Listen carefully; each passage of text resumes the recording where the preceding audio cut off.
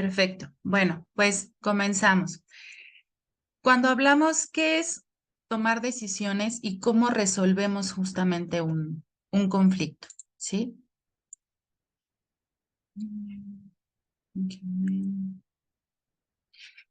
¿Qué es la toma de decisión?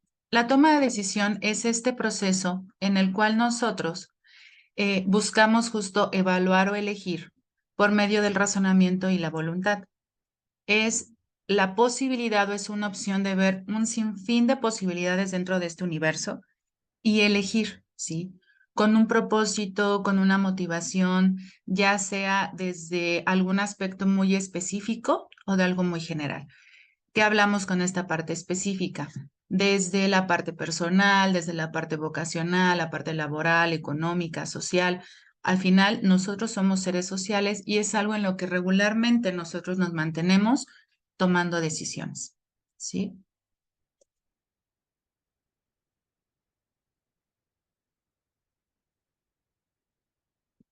Desde siempre el ser humano, con nosotros como personas, estamos en este proceso de elegir. ¿Y cómo lo hacemos? A través de qué estamos nosotros decidiendo. ¿Qué factores determinan el cómo yo elijo o el cómo yo tomo una decisión, el cómo yo resuelvo un conflicto? ¿Sí? Hay tres cosas desde esta parte de la conducta y de la psique humana, desde nuestro pensamiento. Hay tres elementos que nos ayudan a nosotros a ir tomando de la mejor manera, de una forma asertiva, una toma de decisión. Por una parte está la estructura de personalidad, que ahorita lo iremos desglosando, está el desarrollo y nuestra madurez cognitiva, y por otra parte está la etapa de la vida en la que nos encontramos. Cuando estamos hablando nosotros de desarrollo o de madurez cognitivo, sobre todo en esta parte adulta, hablamos también de estructura de personalidad, esto es patrones de conducta que tenemos, lo hablamos cuando ya somos adultos, ¿sí? De patrones de conducta, porque mientras nosotros estamos en la adolescencia, estamos desarrollando justamente esa parte. ¿De qué depende esta madurez cognitiva o este desarrollo cognitivo, ¿no? El cómo va creciendo nuestro cerebro, cómo se va nutriendo. Va madurando de acuerdo también a nuestras posibilidades y a estos esquemas que vamos haciendo mucho más grandes, más desarrollados y mucho más finos. Los procesos cognitivos de los que nosotros estamos hablando o de los que vamos a abordar ahorita son realizaciones o operaciones que hacemos de manera mental y que nos ayuda a procesar la información. Todo esto que nos llega de fuera, factores externos, el cómo nosotros la vamos no solamente procesando, sino también la vamos ordenando y le vamos poniendo como un sentido. Mediante estas operaciones, obviamente, nosotros, ¿qué hacemos? Recibimos de todo lo que nos rodea, almacenamos y tentativamente tendríamos que hacer este análisis correspondiente de todo esto que nos llega por fuera para poder tomar una decisión. ¿Por qué la conducta en esta parte de la estructura de personalidad es tan fundamental en esto? Porque nos ayuda justamente a lo que es el proceso de adaptación a un medio social y nuestra propia supervivencia, ¿sí? Entonces, estos factores van justamente relacionados. Nuestra conducta junto con nuestra madurez cognitiva o nuestro desarrollo cognitivo. Como nosotros sabemos, tenemos dos tipos de procesos cognitivos. Unos que son los básicos, que es con los que empezamos a madurar desde la niñez en la adolescencia, y ya con los superiores, ¿sí? Que ahorita los iremos viendo cada uno, ¿no? Desde la percepción, la memoria, el lenguaje, el pensamiento, pero bueno, ¿dónde se ubica cada uno? Pensemos también esta parte de la etapa de la vida, que es el último elemento que aquí les menciono. La etapa de la vida es en qué momento de nuestra vida nos encontramos, ¿sí? El cómo respondemos ante una situación, cómo actuamos, vamos reforzando evidentemente de acuerdo a nuestro criterio que vamos desarrollando, a esta experiencia que vamos adquiriendo también con lo largo de los años, ¿no? En la etapa en la que nos encontramos. Por eso, y abajo de ahí de la diapositiva les pongo una notita. No todas las personas van a responder de la misma manera en una situación problemática. No podemos esperar que el otro reaccione o tome una decisión de la misma manera en la que yo lo hago, porque va a depender justo desde su conducta, desde su madurez en la parte cognitiva, la etapa de la vida en la que se está encontrando, de esta experiencia que ha ido adquiriendo, de este criterio que él va formando. Y en este punto llegamos como a un conflicto, ¿no? Es que ¿por qué no decide de la misma manera en la que yo tomo una decisión? No, porque justo dependemos de estos tres elementos. Ahora, vamos a ir desglosando cada uno de estos tres elementos. La personalidad. ¿A qué nos referimos cuando hablamos de personalidad? En muchas ocasiones hablamos de esta persona que tiene un lindo carácter, que es muy amable, es muy sociable o que tiene un carácter muy fuerte, pero es importante que realmente nosotros entendamos desde esta parte de la psicología que es una estructura de personalidad o qué es la personalidad, porque nos va a ayudar justo cuando nosotros como terapeuta les hacemos entrega eh, de esta devolución, de este diagnóstico en conjunción con el psiquiatra de qué conductas tiene su familiar, cuál es su estructura de personalidad. Es importante que ustedes se familiaricen justamente con el rasgo, cuál es la particularidad de su familiar, porque esto nos va a permitir de alguna forma también vivir y convivir de una mejor manera, entender también su entorno, entender desde dónde está su estructura, su conducta, su toma de decisión, su aprendizaje vivencial, su parte emocional. Entendamos que la personalidad es como nuestra huella digital, ¿no? De quiénes somos, cuáles son nuestros rasgos, qué nos determina para tomar ciertas decisiones o ciertas actitudes ante situaciones que se nos presentan.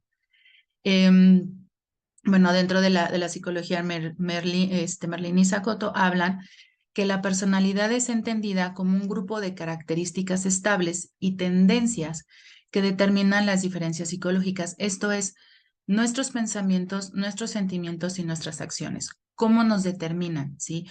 ¿Cómo logramos conjuntar estas tres y convivimos en un espacio al tiempo igual de otra persona? ¿Sí? Y que evidentemente los factores externos y biológicos van a hacer que esta estructura vaya cambiando, se vaya nutriendo o también se vaya alterando.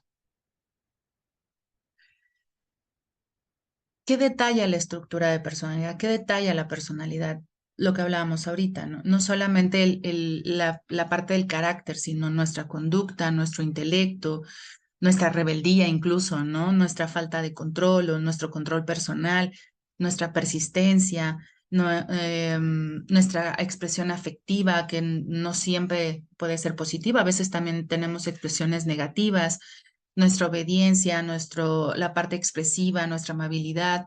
Y de hecho, Muelas habla que la personalidad es justamente esto, este intercambio de condiciones como la herencia y el ambiente en el que se desenvuelve un individuo. ¿De qué hablamos?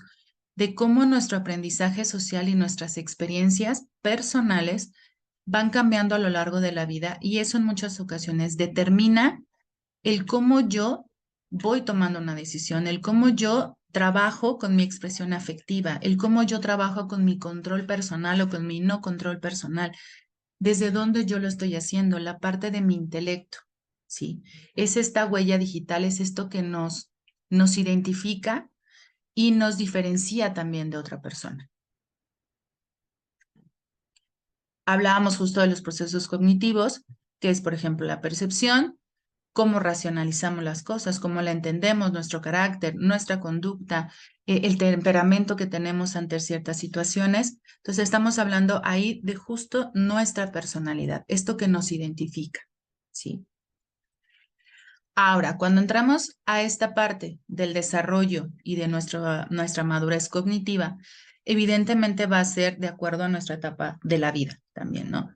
Y son todos estos procesos que nos van a permitir ir procesando nuestra información, todo aquello que nos llega de, del ambiente externo. ¿Qué hacemos? Nosotros lo que vamos a hacer es registrarlo, ¿sí? Recuperamos toda esa información que nos llega de fuera y cuando sea necesario, evidentemente la vamos almacenando y sobre todo también aprendemos de esa información que nos llega, ¿sí? Entonces, entendemos que estos procesos cognitivos, ¿en qué nos van a ayudar? En ir denominando qué funciones necesito hacer para tener un objetivo, para cumplir algo, ¿no? Como les decía, hay aspectos básicos, o sea, procesos cognitivos básicos y superiores, ¿sí? Cualquier actividad que nosotros realicemos, desde, no sé, lavarnos los dientes, ¿no? De leer, montarnos en una bicicleta, manejar un carro, implica que nosotros vamos a echar mano justo de estos procesos cognitivos, ¿sí? Siempre, siempre, siempre, desde, por ejemplo, subirme a un carro, ¿no? Voy a manejar que necesito, pues la percepción, necesito la memoria para saber si es automático, es estándar, o sea, echamos mano de todo esto que hemos aprendido y que hemos ido registrando.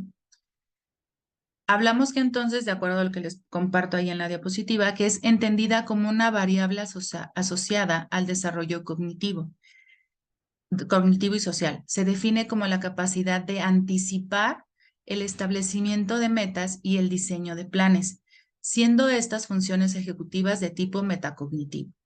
Y por otro lado, Bernal y Arrocera hablan que las funciones metacognitivas incluyen la capacidad de pensamiento abstracto e hipotético, habilidades para las cuales podemos asumir un rol, desarrollar una destreza y prever situaciones futuras. Lo que les comentaba, esta parte de manejar un carro, ¿no? ¿Qué necesito? Aprender a manejar, ¿no? ¿Qué necesito saber? ¿Cómo voy a prever qué ruta voy a tomar? ¿Qué destreza necesito desarrollar, ¿no? ¿Cuáles son las que voy a utilizar? ¿Qué tipo de pensamiento voy a emplear para cuando voy manejando? Esa es la parte cognitiva. Cuando hablamos de procesos básicos, hablamos justamente de nuestra sensopercepción, ¿sí? Es toda la información que nos llega a través de las sensaciones y qué sentido les estamos dando. También echamos mano de la atención, ¿sí? El cómo nosotros fijamos y nos concentramos en mantener este estímulo que nos llega. Almacenamos y procesamos la información también. Ese es parte de un proceso básico, ¿no? El procesamiento de la información. ¿Dónde lo guardo? ¿Qué necesito? ¿Qué tan elaborado es? ¿Qué tan simple lo puedo hacer? Y va en relación también con otro proceso básico que es la memoria, ¿sí? Esta información que yo recibo, ¿cómo la almaceno? Que es parte del procesamiento de la información, pero también dentro de mi memoria, ¿dónde la voy a colocar? ¿A corto, a mediano o a largo plazo? ¿Sí? Cuando nosotros ya hablamos de procesos superiores, que vamos a echar mano de los dos para poder hacer lo que ustedes quieran, hablamos de un proceso superior del pensamiento, ¿sí? Es donde ya elaboramos juicios, ya hacemos una deducción, ya sé que si yo me voy por tal calle puedo llegar a este lugar, pero si me voy por esta calle llego al mismo lugar, pero me ahorro 5 minutos. ¿Sí? Ya empiezo a elaborar juicios, ya empiezo a hacer deducciones, ya empiezo a hacer aprendizaje, ya hay un razonamiento, empiezo a hacer hipótesis de qué puede hacer, cuáles son mis posibilidades. También desarrollamos los que son las funciones ejecutivas. Cuando hablamos de funciones ejecutivas, es esta parte de la planificación, ¿sí? ¿Cómo planifico? ¿Cómo me oriento en mi comportamiento hacia esa meta que yo quiero llegar? ¿Cómo logro esta regulación de evitar impulsos como muy repentinos, ¿no? De, ya lo voy a hacer, sino realmente de planear y de ver hacia dónde necesito llegar. Otra de las partes de los procesos cognitivos superiores hablamos de el lenguaje, ¿sí? Y el aprendizaje. El aprendizaje depende pues estrictamente de este estímulo y de todo lo demás que ya recuperamos, ¿no? Del pensamiento, de la planificación, de la sensopercepción, de la memoria, del almacenamiento. De ahí vamos a ver justo cómo voy a recuperarlo después. ¿Cuál fue el aprendizaje de esto que se me dio, de todo esto que yo almacené, recopilé, ¿sí? Y fui guardando. El lenguaje, que es un fundamental en la parte de la comunicación y de la regulación de nuestra propia conducta, ¿no? El cómo nos damos una autoinstrucción, ¿no? O sea, ¿qué necesito hacer? ¿Cómo lo voy a ir llevando? ¿Cuáles son los indicadores que requiero, las herramientas que necesito justo para poderlo llevar y orientarlo a donde yo quiero llegar? ¿Sí? Y entendamos que la comunicación no solamente hay una comunicación verbal, la comunicación también puede ser de manera corporal. Hay muchas formas de comunicación. Y en muchas ocasiones nos quedamos solamente con la oral y eso delimita mucho la forma en la que yo me puedo comunicar y el cómo el otro está percibiendo mi comunicación. ¿Qué otra cosa está dentro de los procesos superiores? La motivación y la creatividad, ¿sí? La creatividad es esta posibilidad de elaborar nuevas estrategias, ¿sí? De esto aprendido. A ver, yo sé que si lo que hablábamos de la calle, yo sé si me voy por esta calle, puedo llegar a la misma papelería, pero si tomo esta me ahorro 5 minutos, pero ¿qué otra estrategia puedo hacer? ¿De qué otra forma aprendí? ¿Sí? Esta calle donde me ahorro 5 minutos, sé que hay muchísimos baches, hay topes, sí me ahorro 5 minutos, pero la verdad es que puedo dañar más el carro, la otra es más larga, pero entonces, ¿qué hago? Dejo estacionado el carro en otro lugar y mejor camino, es aún mejor. Esa es la parte de la creatividad, como elaborar unas nuevas estrategias sobre lo aprendido para tomar una decisión. Y la motivación, ¿sí? Que va orientado justamente a que nuestra conducta y nuestra energía la pongamos en un tema, ¿sí? En un interés, ¿sí? Que nos mantenga motivados en querer concluirlo, en querer tener ese objetivo muy claro y realmente tenerlo y concretarlo.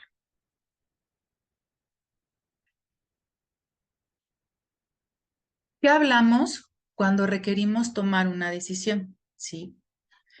¿Qué más necesitamos? ¿Qué otros indicadores nos pueden dar referencia de la forma en la que yo tomo una decisión? Damasio habla que justamente hay un indicador, un marcador somático de cómo manifestamos a través del cuerpo nuestro estado emocional, ¿sí? Y que eso va a afectar directamente la forma en la que yo tomo una decisión, en la forma en la que yo decido resolver algo. Pongámonos a pensar, cuando yo me enojo, ¿no? O cuando estoy de malas o cuando estoy totalmente irritado o iracundo, qué siento en el cuerpo? Sí, me sudan las manos, me tiembla el ojo, me empiezo a sentir muy incómoda, muevo demasiado las piernas, me estoy jalando un dedito, ¿no? ¿De qué manera mi cuerpo da respuesta a este estado emocional? Estos son indicadores somáticos. A través del cuerpo estamos viendo de manera no, pues un tanto indirecta, ¿no? Cómo afecta mi estado emocional a una toma de decisión, cómo a través del cuerpo yo manifiesto esta incomodidad, ¿sí? Y evidentemente este elemento, pues hace que mi toma de decisión a veces no sea tan asertiva, ¿no? O se desvirtúe un poquito. Hablamos que pues mi estado emocional puede afectar, sí de manera negativa, mi toma de decisión, pero también lo puedo enfocar a tomarlo de manera muy positiva, ¿sí? El pensar el cómo estoy tomando las decisiones, en qué momento las tomo cuando yo me enojo, cuando yo me frustro. Empiezo realmente a visualizar el cómo estoy actuando, ¿sí? El cómo preveo una situación, el cómo me anticipo ante algo que va a suceder, ¿no? Ante algo que sé que ya viene y que sé que va a pasar y que no lo puedo mover de ahí, ¿cómo anticipo mi respuesta? ¿Cómo logro ver esta, esta calidad de mi pensamiento, de lo que estoy sintiendo, de acuerdo también a mi motivación, ¿sí? ¿Cuál es mi motivación para hacerlo? Regresando a lo que les comentaba en la diapositiva, hablamos que justo la integración de todos estos procesos que ya vimos, tanto cognitivos como emocionales, van a definir justamente nuestra capacidad de elección. Y no solamente eso, sino la función de las posibles consecuencias futuras que nosotros vamos a tener. Empezamos a prever qué consecuencia viene, cuáles van a ser, desde dónde yo puedo asumirlas, ¿sí? ¿Qué nos va a permitir el reconocer estos marcadores también somáticos, ¿no? Vienen a través de experiencias obviamente similares y aprendidas, pero ¿qué nos va a permitir? Que en algún punto nosotros podamos agilizar o facilitar nuestra toma de decisión, ¿sí? Y evitar justo hacerlo desde esta parte de la impulsividad, donde solamente permee la parte emocional.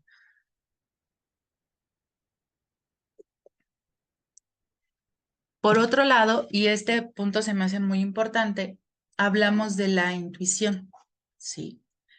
Hay estudios que nos hablan que justamente la intuición es un elemento importante dentro del proceso de la toma de decisiones.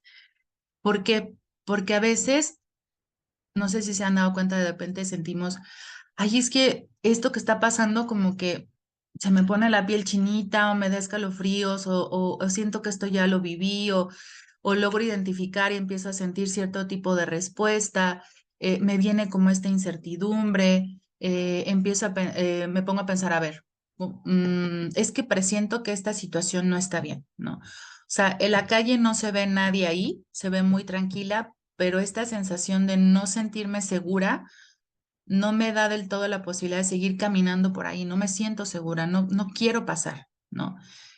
Sin saber por qué, sin saber que algo esté pasando, sin saber que hay una persona, no lo sé, simplemente voy a la calle y digo, no, hay algo que no me deja poder estar ahí, ¿sí? ¿Qué quiere decir esto? Estamos hablando de esta intuición, de esta decisión antes justo de que la conciencia se presente en la persona, ¿sí? Ya elegimos algo, ya decidimos sin tener como una claridad del por qué, ¿sí? Viene en muchas ocasiones de la incertidumbre, ¿sí? Y podemos verlo también a través de marcadores somáticos, ¿no? Se hace palpable muchas veces a nivel físico, ¿no? Esta inseguridad o la piel chinita, lo que les decía, o, ay, es que me dio escalofríos, ¿no? Como que por ahí no va, ¿no? O sea, creo que no es el lugar como por donde yo pueda caminar, ¿no? Es este presentimiento con alguna situación o alguna persona que nos hace tomar una decisión de manera muy inmediata, sin hacerlo tan consciente, ¿no? Y eso aunado justamente con la parte del pensamiento, de la emoción y demás, pues nos hace tomar decisiones.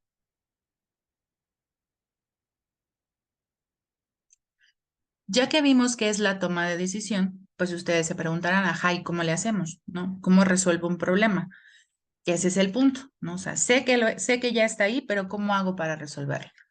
Dentro de los modelos para una resolución de problema o de un conflicto, es primero entender que todos estamos expuestos a esta situación, ¿no?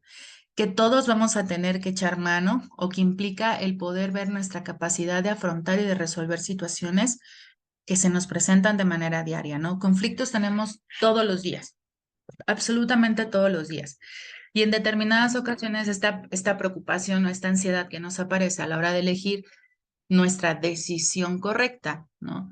Sobre todo cuando se trata de decisiones como muy trascendentales para nosotros, pues nos llega a impedir que hagamos un análisis como muy objetivo, muy racional de lo que tenemos adelante, ¿sí? Entonces, ¿qué necesitamos hacer? ¿Qué podemos hacer para justo encaminarnos a resolver de la mejor manera, ¿no? Que no necesariamente va a ser la manera de resolver, pero sí una posibilidad de seguir avanzando. ¿Qué necesitamos hacer? Definir el problema primero, ¿no? Analizar justo la situación en la que yo me encuentro. ¿Qué necesito resolver? ¿Cuál es el problema en sí? ¿Sí? ¿Cuándo se dio? ¿Cómo se dio? ¿Por qué se dio? De hecho, ahí están las preguntas. ¿Qué nos llevó a estar en esta situación? ¿Desde dónde lo estoy viviendo? Justamente definir con claridad cuál es el problema que necesito resolver, ¿sí? Que es un ejercicio justamente de ver o incrementar nuestra sensibilidad hacia esta parte de mi condición humana, ¿no? De saber que sí o sí yo necesito resolver un conflicto y sí o sí voy a tener conflictos a lo largo de mi vida, ¿sí? El controlar o de regular nuestras ideas, de disponer justamente de nuestra capacidad para solucionar, saber que puedo llegar a hacerlo. Y cuál es la idea justo de definir el problema? Encontrar justo alternativas posibles, ¿sí? ¿Esto en qué me ayuda? El empezar a buscar una posibilidad de resolución, una hipótesis, combinarlas, ver la gama, lo que les decía hace un rato, el universo de posibilidades para yo poder resolver, minimizar justo este malestar que me conlleva a tener este problema, ¿sí? Y siempre, siempre, siempre entender que los problemas son naturales e inevitables, pero que sí es posible afrontarlos de una manera eficaz. No voy a poder evitar tener un problema, pero sí puedo, desde mis herramientas, desde mi capacidad, afrontarlo de la mejor manera para mí. Sí.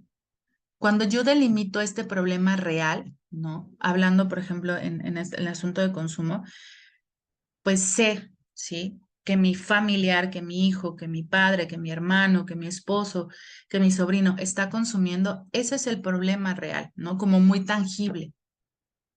¿Qué necesito hacer en las alternativas posibles? Ir descomponiendo de a poquito, ¿no? Esta situación tan compleja en situaciones más sencillas, menos problemáticas, que pueda ir abordando de manera individual, ¿no? Ok, pues evidentemente, pues no puedo pensar de si él está consumiendo, ya, vete de la casa, no, hablo con él, ¿no? Hablo con él, platico, veo por qué, qué es lo que está necesitando, qué le está llevando a consumir, qué necesita, qué quiere, qué siente, por qué está tomando esta decisión, desde cuándo, ¿no? El empezar justo a encontrar alternativas para acercarme al poder resolver esta cuestión. ¿Qué también necesito hacer? ¿Sí? Establecimiento de objetivos. ¿Qué puedo hacer realmente ante este problema? Y ahí hablamos de prever resultados. Requerimos asociar las posibles consecuencias de cada una de las alternativas, ¿no? Ya hablé con él, pero si hablo con él puede ser que haya un conato de enojo, que nos empecemos a gritar, bueno, ¿puedo darme la oportunidad de hacerlo ahí? ¿Puedo empezar por ahí? Sí, ¿no? Después, hablar la familia, hacer una intervención familiar. ¿Qué necesito hacer? No, pues es que ni siquiera llega, no lo hace. Este, pues la verdad es que este objetivo no vamos a poder cumplirlo, ¿no? Internarlo de manera inmediata. ¿Dónde? ¿Qué necesita? ¿Qué tipo de intervención necesitamos con él hacer? Yo ya no puedo, ¿no? Ya no, ya he agotado todas mis posibilidades, todo mi universo de posibilidad para poder apoyar a mi familiar. Ya no puedo. ¿Qué otra cosa puedo hacer?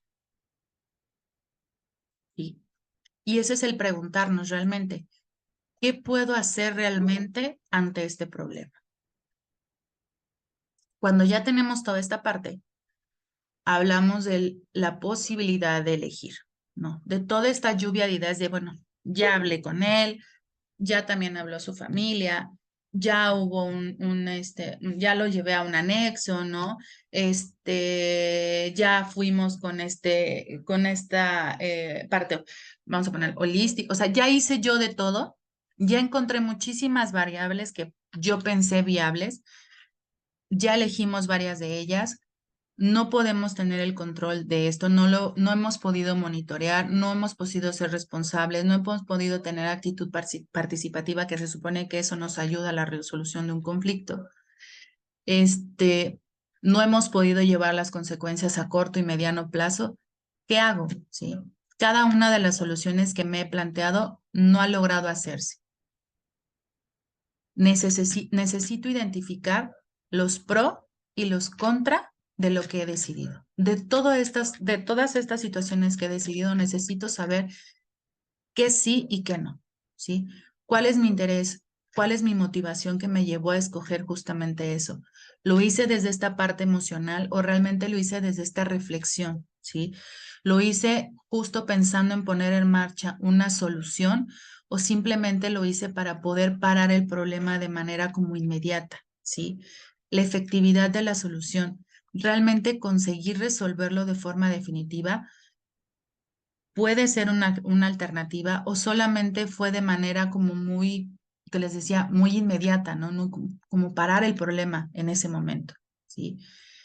¿Qué necesitamos? Hacer realmente reflexionar sobre nuestros resultados, sobre nuestra propia actuación, la actuación de nuestro familiar, hacer propio este proceso, ¿sí? Pensando en una reejecución, ¿sí? Si este resultado no fue satisfactorio, no fue lo que yo esperaba, no esperaba que se solucionara de esta manera, ¿qué necesito?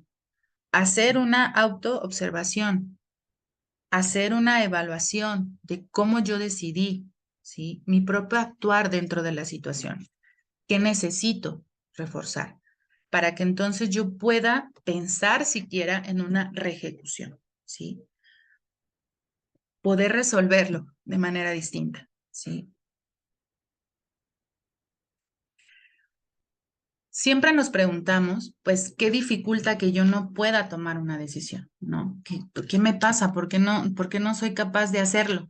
¿Sí? ¿Qué está sucediendo? ¿Qué nos dificulta? La disonancia cognitiva, el pensamiento en grupo, la adaptación hedonista, efecto halo y el sesgo de confirmación. ¿Qué es cada una de estas? ¿No? ¿Cómo funciona? La disonancia cognitiva es esta parte de sentimientos de intranquilidad o de tensión, ¿sí? Que nosotros como personas intentamos aliviar, ¿sí? Buscamos aliviar esta inconformidad, esta molestia, esta escozor en las manos de diferentes maneras, ¿no? ¿Cómo lo hacemos? Buscamos explicar las cosas o rechazar la información que contradice nuestras creencias existentes, ¿sí? Ahí lo dice. Cuando no hay una correspondencia entre lo que deseo y o se decide hacer con lo que finalmente se hace, ¿sí? Trato de justificar porque la razón que me está dando la otra persona no va con mi creencia, contradice lo que yo quiero, ¿sí? Me genera mayor intranquilidad. Entonces, eso dificulta que yo pueda tomar una decisión, ¿sí? El rechazar esta información que nos viene de la otra persona. ¿Qué nos genera? Molestias, ¿no? Nos hace sentirnos contradictorios, ¿no? Creemos que nuestras acciones o nuestra actitud, el otro lo va a percibir como contradictorio porque no estoy de acuerdo con mis creencias. ¿Cómo intentamos reducir de alguna forma esta molestia o esta disonancia cognitiva, ¿no? Que no lo hacemos de manera automática, ¿sí? Buscamos justificarlo, ¿sí? Buscamos explicarnos a nosotros mismos qué está pasando, ¿sí? Desde la memoria, desde el pensamiento, desde estas eh, experiencias previas adquiridas. Y por otro lado, tenemos este efecto halo, ¿no? Halo. Ocurre cuando la sombra de otras experiencias hacen que nosotros hagamos una deducción totalmente errónea, presuponiendo una anticipación a una decisión. ¿Qué pasa aquí? Se trata de un error de juicio, de cómo nosotros elaboramos nuestra impresión, ¿sí? El cómo anulamos esta capacidad racional, el cómo de alguna forma en esta necesidad constante de clasificar nuestra realidad de forma ordenada, ¿sí? Un ejemplo, vemos a una persona que nos atrae, lo vemos físicamente muy atractiva, no muy atractivo, y nos gusta, ¿no? Decimos, ay, es que es guapísimo, ¿no? Ve nada más qué ojazos tiene, ¿no? Y mira la altura que tiene, y mira, y empezamos a ver a esta persona desde nuestro gusto, ¿sí? Y entonces empezamos a suponer que además de ser esta persona hermosa o físicamente que nos agrada, es muy buena persona, seguramente tiene un muy buen trabajo, seguro es sumamente amable, inteligente, ¿no? Súper caballeroso o súper linda. Empezamos a hacer esta suposición anticipándonos a esta decisión, ¿no? De saber, a ver, voy a conocerlo y voy a ver realmente cómo es, ¿no? Si realmente es esta persona amable, ¿no? Si es una persona inteligente, si es una persona empática, ¿no? Ya hacemos una decisión, ya colocamos en la otra persona que por este simple hecho de que me gustó, en este ejemplo, físicamente, es todo esto que yo me imagino, ¿no? Hacemos un juicio erróneo. Otra de las cosas que nos dificulta en nuestra toma de decisión es el pensamiento en grupo, ¿sí? ¿Cómo tomamos decisiones malas o irracionales? Cómo en un grupo cada miembro, cada uno de nosotros cuando estamos en un grupo, pues intentamos poner pues nuestra idea, ¿no? Intentamos tener una posición dentro del grupo. Deseamos también poner parte de nuestro conocimiento, de nuestro aprendizaje y dejamos de ver cuál es el consenso en el grupo, ¿sí? Dejamos de ver a veces qué necesitábamos afrontar dentro de la situación. Porque además pensamos que nuestra determinación o nuestra acción o nuestro juicio individual es el que tiene que predominar, ¿no? Y los demás se consideran desaconsejables, ¿no? No es que, pues no estoy de acuerdo, ¿no? Con lo que está diciendo aquella persona, porque lo que yo estoy diciendo es realmente lo que es, hablando desde la honestidad, ¿no? La forma en la que yo resuelvo nos puede evitar que tengamos mayores problemas. La que él propone, la verdad es que no es la idónea, ¿sí? Eso hace que se dificulte de muchas formas el llegar a un consenso, el llegar a un acuerdo y por tanto una toma de decisión. Adaptación hedonista. ¿Qué hablamos? ¿Sí? Ahí, ¿de qué estamos hablando ahí? Estamos en un estado de bienestar, ¿sí? Nos relacionamos de manera medianamente adecuada, manejamos más o menos bien el conflicto, este, la verdad es que tampoco nos genera como mucho problema el mantenernos en un espacio, obtenemos logros, hay objetivos claros, ¿no? Tenemos cierta comodidad, ciertos deseos cumplidos, vamos más o menos como a un mismo ritmo, hay como esta sensación de felicidad, este, pero pues también nos deja sin esta posibilidad de arriesgarnos a tomar decisiones distintas, diferentes, ¿no? Y pensando que no hay un bienestar absoluto, ¿sí? Sé que estoy cómoda, pero tampoco estoy tan feliz, ¿no? Pero pues es mejor esto, como estoy ahorita, a arriesgarme, ¿sí? A tomar una decisión distinta, al dejarme fluir de manera diferente, a subestimar o sobrevalorar esta capacidad que puedo tomar de decisión, a hacer evaluaciones erróneas, a perder oportunidades.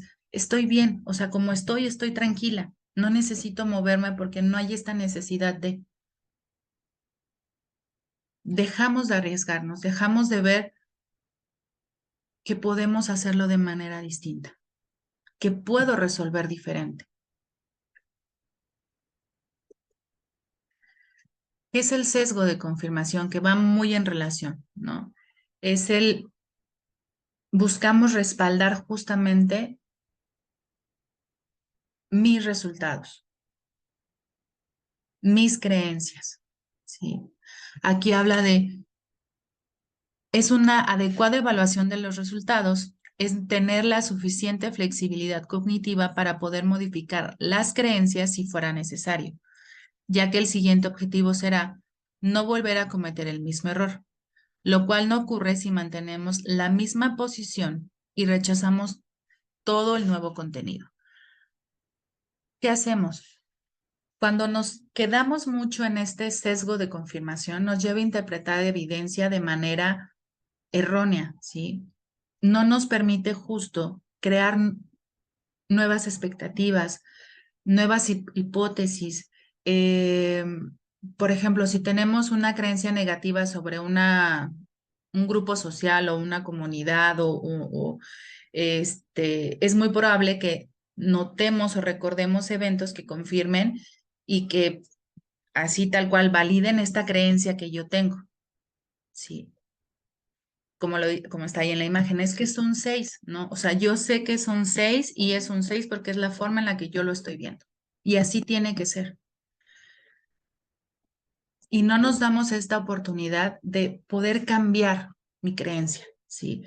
Saber que mi creencia me puede permitir cerrar esta toma de decisión y poder escuchar expectativas, creencias de los otros, posibilidades de otros que nutran justamente la forma en la que yo decido. El mantenernos rechazando siempre este nuevo contenido, como dice ahí, ¿sí? Esta nueva información. Minimizar justamente todos estos actitudes o creencias o momentos o eventos que contradigan lo que yo estoy diciendo, lo que yo estoy sintiendo, lo que yo estoy viendo, mi aprendizaje.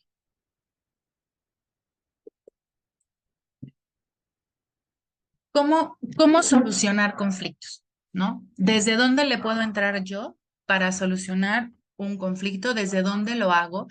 ¿Cómo lo hace mi familiar? Y que evidentemente no es que utilicemos nada más uno, ¿no? Vamos fluctuando entre uno y otro. Pero sí lograr identificar, por ejemplo, de mi familiar, cómo es que lo hace, cómo lo hago yo cuando estoy con él en esta situación de cuando ellos se encuentran en consumo. Los estilos de resolución de conflictos que vamos ahorita a platicar un poquito va a ser el competitivo, el colaborativo, el evitativo de evasión, el de acomodación y el de compromiso y negociación. El primero, el competitivo. Hablamos de conseguir lo que se quiere, es el único criterio a cuenta y la persona no se detiene a reflexionar sobre lo que quieren los demás. Hay este uso de autoridad a través de amenazas físicas, de manipulación o desconociendo los reclamos legítimos del otro. Es la decisión o la forma en la que yo estoy resolviendo una situación en particular es la que tiene que ser, ¿sí? Y compito con el otro por tener justamente esta validación, este reconocimiento, ¿sí? Yo decidí que tiene que ser de esta forma, yo puedo hacerlo de esta manera, yo sé que si yo tengo el control del consumo, no necesito ir a una clínica, no necesito un internamiento, no necesito terapeuta porque yo tengo el control de esto, ¿sí? Y voy a competir contigo porque tú dices que no puedo, ¿sí? Esa es la parte competitiva, es buscar simplemente este interés individual, un único criterio. Por otro lado, tenemos el colaborativo, ¿no? Que sugiere esta posibilidad de preocuparnos y perseguir los deseos y los objetivos de uno y al mismo tiempo, o sea, no nos quedaríamos solamente con el competitivo de yo, sino al mismo tiempo satisfacer el del otro o el del grupo, ¿no? Es este esfuerzo por encontrar una solución que permita que ambas partes salgamos beneficiadas y encontrar no el culpable, sino la parte responsable de cada uno, ¿sí? Responsabilizarnos de encontrar una solución que beneficie a algo, a ambos, ¿sí? El problema, sí, lo que hablamos hace un ratito del cómo van el proceso del conflicto, el problema es el consumo, ¿no? Que ya no estamos pudiendo, ya vimos varias alternativas. ¿De qué manera podemos solucionarlo? Que ambos estemos encontrando una solución, que ambos estemos tranquilos, que ambos estemos obteniendo un beneficio, que esté escuchando tu deseo, pero también estés escuchando el mío, ¿sí? Es el poder colaborar en encontrar algo que nos lleve a resolver, que nos permita estar cómodos con esta decisión que estamos tomando. Por otro lado está el evitativo, ¿no? Y es en donde a toda costa buscamos evitar toda consecuencia, ¿no? Evadimos totalmente una decisión, no reaccionamos, no respondemos, no tenemos un cuidado de no hacer las cosas o no hacerla de manera recurrente, no pensamos en posibles soluciones, evitamos de manera constante, ¿no? No nos importa ni lo que yo deseo ni lo que el otro está deseando, ¿sí? Y este uso repetitivo hace obviamente que nosotros nos frustremos, ¿no? Y que evitemos justo que los conflictos nunca se resuelvan. Los dejamos siempre ahí como muy latentes, ¿no? Evitamos entonces tanto el conflicto como la consecuencia. Es no quiero saber nada, ¿sí? No me interesa. O sea, ni una ni otra, ¿no? Siga siendo. No me interesa realmente sentarme a ver qué estoy sintiendo yo, qué estoy deseando, pero también qué está deseando el otro. Busco no reaccionar, ¿sí?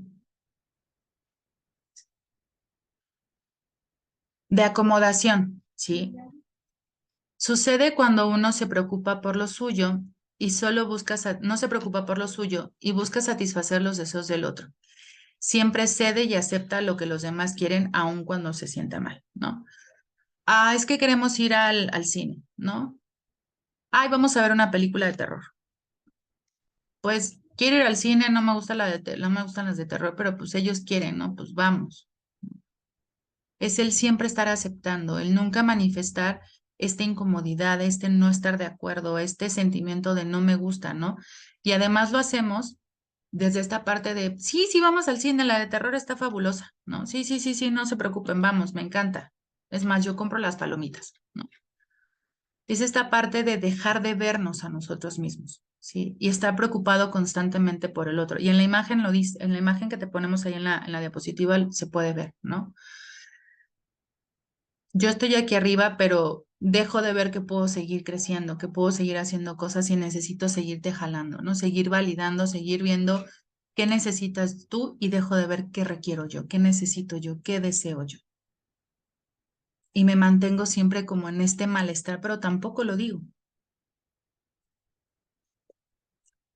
Y el último es de compromiso y negociación, ¿sí? Considera que debe llegar a un punto medio entre las dos posturas. Es un intento de obtener una satisfacción parcial para ambas partes y para ello cada parte debe estar dispuesta a hacer un sacrificio a favor del interés del otro, ¿no? Es el me comprometo a contigo, pero partiendo desde esta negociación, ¿sí? En el caso de los familiares, sí, voy a ir a un internamiento, todo, pero también yo como familia, ¿a qué me comprometo en todo esto? ¿Sí? Me comprometo a llevar mi propio proceso, no por él, no porque sé que le va a solucionar, pero porque sé que también para mí es necesario, ¿sí? Porque sé también que hay conflictos que no he resuelto, porque sé también que hay heridas que traigo, porque es esta parte de también reconocernos a nosotros, ¿sí? Aprendizaje, la mejor estrategia para mejorar la resolución de conflictos. ¿Qué necesitamos hacer? ¿Qué sigue? ¿No? Una vez que ya sabemos cómo llega la resolución de conflicto, desde dónde, qué necesito, cómo se estructura, cuáles son los pasos a seguir, cuáles son los modelos para resolver. Necesito decisión, ¿sí? Necesito llevar a cabo mis acciones para resolver el problema o esta situación. Necesito tener resultados, ¿sí? Necesito tener opciones, necesito saber, ya que resolví, qué pasó. Necesito saber que hay una consecuencia, que no siempre va a ser en esta parte de las pérdidas, ¿no? También hay ganancias. Si yo sé que todos los días me estoy parando porque tengo problemas de circulación y me dijeron que necesito pararme todos los días a hacer ejercicio, todos los días me paro, la consecuencia es una consecuencia positiva, ¿no? Me siento mejor, siento menos pesadez en las piernas. Por ejemplo, con los pacientes, la parte de la medicación, ¿sí? Necesito tomarme el medicamento, me lo estoy tomando. Hay una consecuencia positiva porque empiezo a sentirme mejor, porque empiezo a regular también mi emoción, mi pensamiento, mi impulsividad, logro concluir tareas, ¿no? Pequeñas, pero logro hacerlo. Entonces, empiezo a ver que empiezo a decidir, que empiezo a ver resultados y sobre todo que las consecuencias las empiezo a sentir y también las empiezo a hacer mías. Ahora, la incertidumbre, ¿no? También en muchas ocasiones, cuando no tenemos experiencias previas, ¿no? De algo que se ha vivido, pues es difícil, ¿sí? Y la confianza no es la misma y dejamos de ver muchas veces probabilidades. eh, no tenemos claro el cómo acercarme a resolver esta situación o al acercarme a personas, no nos habilita o, por así decir, nos desbloquea, ¿no? Estos campos a explorar, ¿sí? Nuestras nuevas preferencias. La incertidumbre de alguna forma es este desbloqueo de nivel en el que nos permitimos estar dispuestos a explorar otros campos, ¿no? Es hacerle frente a nuevas experiencias, a nuevas preferencias, a nuevos campos de acción, nueva forma de solucionar. entrarle a lo desconocido también, ¿sí? Y que evidentemente va en relación con esta parte condicionada, ¿no? Con esto que ya tengo yo aprendido. Y lo vamos a ir almacenando, ¿no? Echando mano nuevamente en nuestros procesos cognitivos. Y por tanto viene nuestra forma de acción, ¿no? Nuestra toma de decisión. ¿Qué voy a hacer? ¿Hacia dónde me voy a ir? Y hago una evaluación, emito un juicio de la forma en la que yo decidí. ¿Qué necesito decidir? ¿Desde dónde lo hago? ¿Cuál va a ser esta ganancia que yo voy a tener? Si recuerdan, en una de las diapositivas poníamos este autoconocimiento, esta autoevaluación para poder tener esta posibilidad de volver a ejecutar, de volver a hacerlo de manera distinta. Ahora me gustaría justo que hablemos sobre estas preguntas, ¿no? En relación al tema que estuvimos viendo de la toma de decisiones, resolución de conflictos, estilos para resolver los conflictos, y me gustaría escucharlos a ustedes. ¿Consideran que el consumo afecta de manera directa la toma de decisión de nuestro familiar y cómo lo hace? ¿Sí? ¿Cuáles serían estos pros y contras en relación a tomar decisiones desde esta impulsividad, ¿no? Desde esto tenerlo de manera inmediata. Ahorita que vimos los estilos de resolución de conflictos, lograron cacharse desde dónde resuelven, ¿no? ¿Cuáles son sus estilos? Porque evidentemente no tenemos solamente uno, ¿no? ¿Cómo resuelven, ¿no? ¿Cómo resuelven con su familiar? ¿Cómo identifican que su familiar también lo hace? ¿Qué tanto sus decisiones están determinadas simplemente por la emoción? Por esto que esta emoción que tengo de manera como muy inmediata y que siento muy, muy tangible en el momento, ¿sí? ¿Cuál es mi estilo de resolución de conflicto con mi familiar estando en consumo? Porque también esa es otra. El estilo de resolución de conflicto depende de la situación en la que nos encontremos. Hablamos de la etapa de la vida, ¿no? Y también de la situación en la que vivimos. Estando en consumo, ¿cómo lo hacemos? Y estando no en consumo, ¿cómo le decimos? ¿Sí? ¿Cómo solucionamos el conflicto con él? ¿Sí? Ay, es que cuando está en consumo no hace las cosas bien, apenas compartíamos en una grupal, ¿no? Cuando estamos en consumo somos pendejos, ¿no? Y cuando no estamos en consumo somos los reyes de la casa, ¿no? ¿Cómo solucionamos justamente este conflicto con ellos? ¿Cómo abordamos esta situación? Y la última pregunta es, ¿cómo la adicción de mi familiar me afecta y determina mi bienestar? ¿Y qué hago yo al respecto? Sí. Entonces, me gustaría escucharlos, familia, justo en relación a estas preguntitas que pongo al final. Eh, no sé si alguien quiera participar.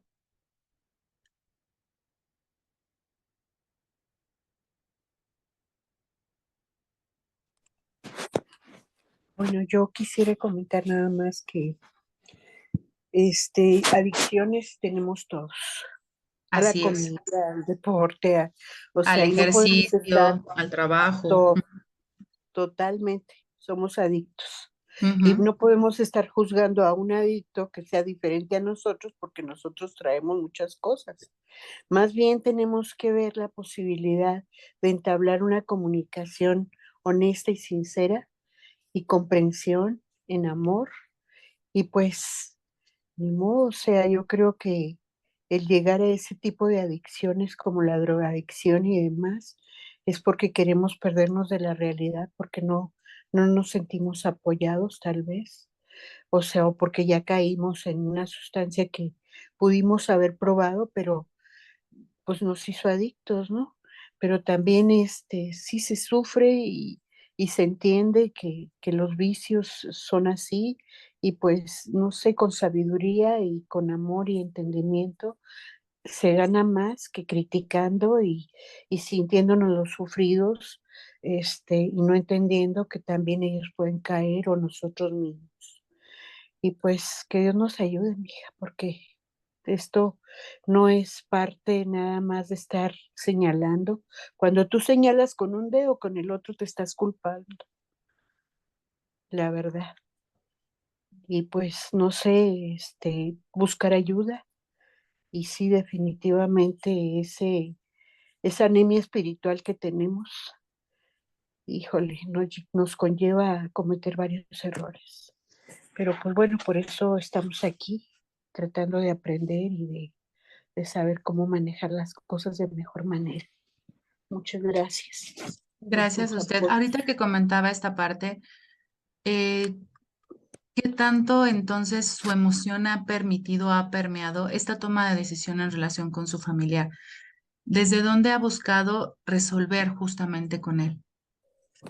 Yo, mi hija, en comunicación con él y en amor y no caer en situaciones que, bueno, lo que pasa es que también la madurez que uno adquiere, ¿verdad? Yo tengo 67 años y pues no caigo tan fácilmente en situaciones de que me trate de envolver.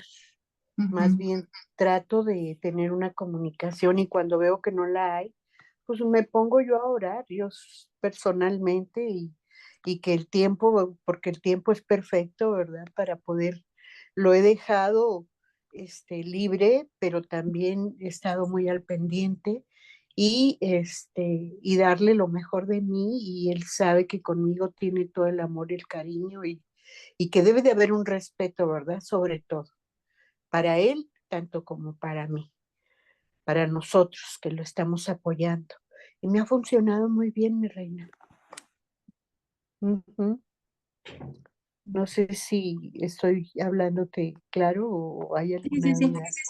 Ujú. Es esta parte de el cómo nosotros echamos mano de todo, no solamente los procesos cognitivos que tenemos, que desarrollamos, pero también de otros elementos que no son necesarios, ¿no? En este caso usted habla de la parte espiritual, ¿no?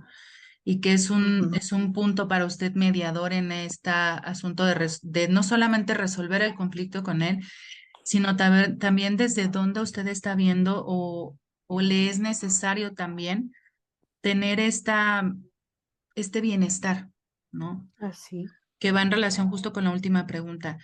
eh, ¿Cómo determino yo mi bienestar? ¿Qué es lo que hago yo al respecto justo para sentirme bien, ¿no? Y no desde este bienestar absoluto, porque lo que hablábamos tampoco es un bienestar absoluto, pero es el que nos permita justo seguir tomando las decisiones de mejor manera, de una manera más asertiva, más no ligada totalmente a la parte emocional, sino hacer este proceso reflexivo de ver hacia dónde quiero ir, cuál es mi objetivo, cuál es la motivación que yo tengo, realmente asumir las consecuencias que lleva a esta decisión y la posibilidad también de no dejar de lado el que puedo reejecutarlo y que puedo hacerlo, puedo tener y resolver de manera distinta. Sí. pues sí, mi reina, porque perfecto nadie, nadie definitivamente. Pero sí hay situaciones como esto que estamos viendo que te enseñan a ser cada vez mejor. ¿No?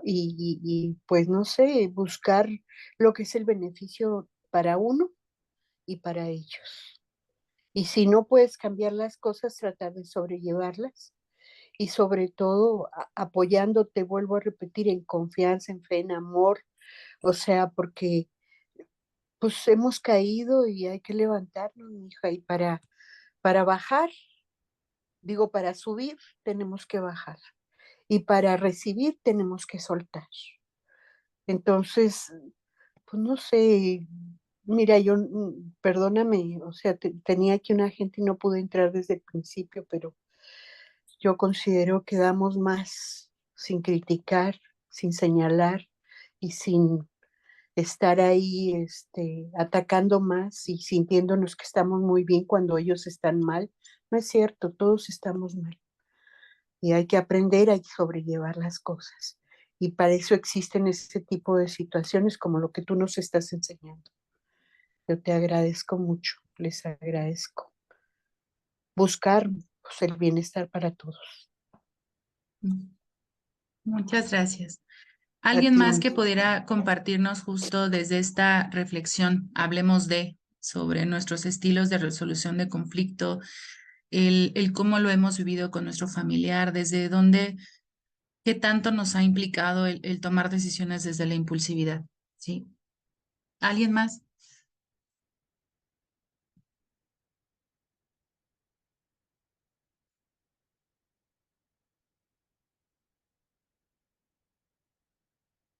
¿Nadie más?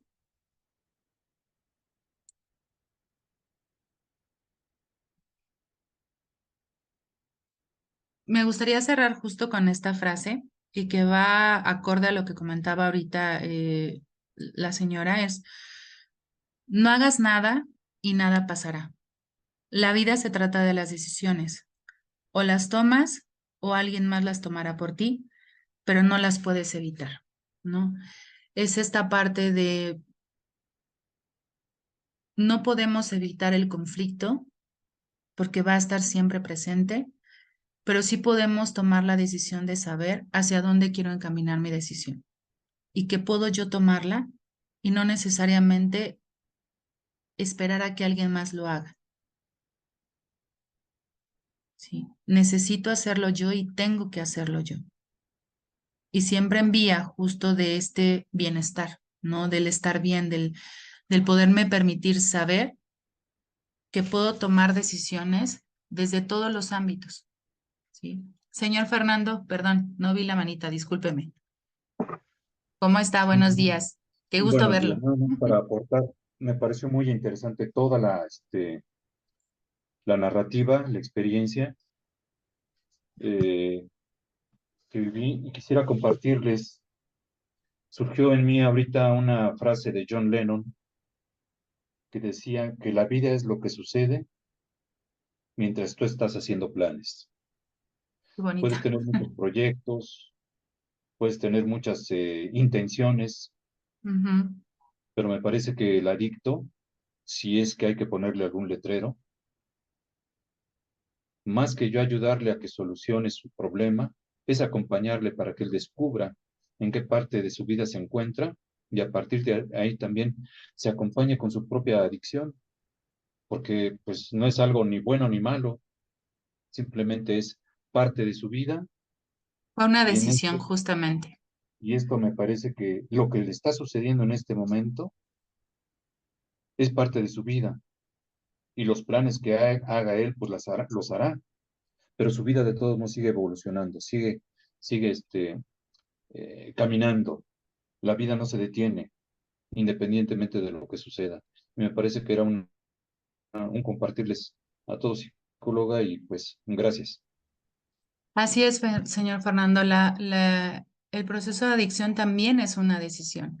Y ahí es donde tenemos que ver el volver a reejecutar, ¿no? El pensar el por qué decidí, por qué ha sido mi elección. Y eso no implica que no podamos nosotros cambiarlo, ¿no? No implica que nosotros no podamos responsabilizarnos de eso. Al final es una decisión propia. Es el cómo ejecutamos, es el cómo echamos mano justo de todo esto que tenemos para poder encaminarlo de una manera distinta. Y viene desde la motivación, viene desde nuestro pensamiento, viene de nuestra emoción, el sabernos que podemos ser responsables de nosotros mismos, ¿no?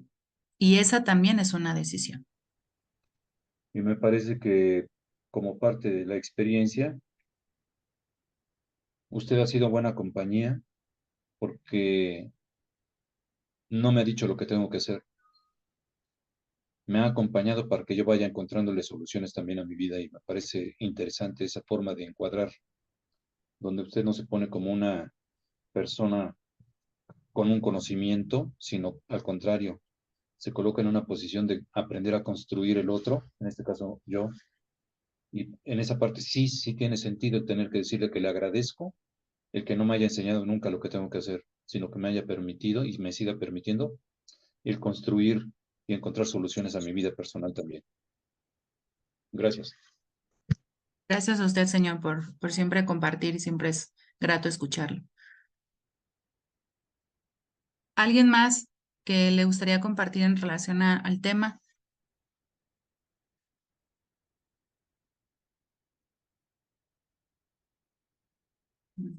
Pues si no es así, de entrada les agradezco muchísimo que estén un sábado más aquí con nosotros en el taller para familias, que es siempre pensando justamente en poderles acompañar en todo este proceso que viven con su familiar, que no únicamente ellos están siendo acompañados, sino también ustedes. Sí, es importante que se acompañen en este proceso.